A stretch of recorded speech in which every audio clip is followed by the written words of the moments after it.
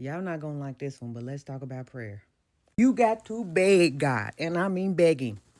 If you want to get anything done, listen, this is how you do it, okay? You got to get a group of your friends together and you got to get to begging. Now, God already knows everything that's going to happen before it happened. He was there, he saw it, he wrote it down. Look, if you want to change his mind, he already knows about that too, but you got to ask him a lot of times. And it's got to be effectual and fervent, which means you got to mean it from your heart. You got to beg as much as possible.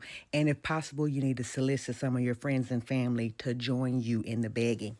Because listen, God will be like, look, I'm thinking about healing your auntie, but I need a few more coins from you. Need a little bit more dues paid. So you got to be like, God, please heal my auntie, please heal my auntie, please heal my auntie. You got to do that night and day. Fervent, effectual, as much as possible. Beg, beg, beg, God. Then you need to solicit more people to do it. Go to your church, your family, your friends, people at work, whoever you can get. Get them all begging. Tell them what you want to ask God. Tell them what you want him to do and get them to asking. And they got to have the pure heart.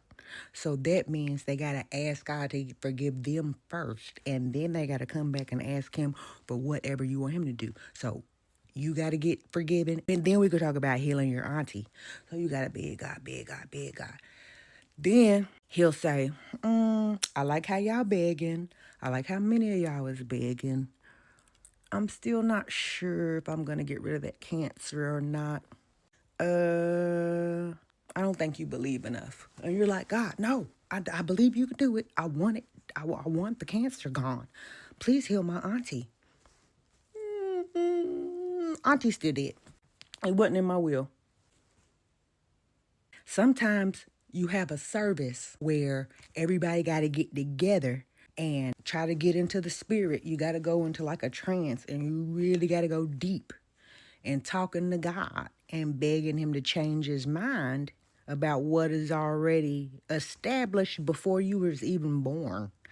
And you think it's easy to change God's mind? You think you're powerful enough to change God's mind? You ain't started begging. You better already start pre-begging for things that ain't even happened yet, because you got to change God's mind of what's already written in eternity for it to happen.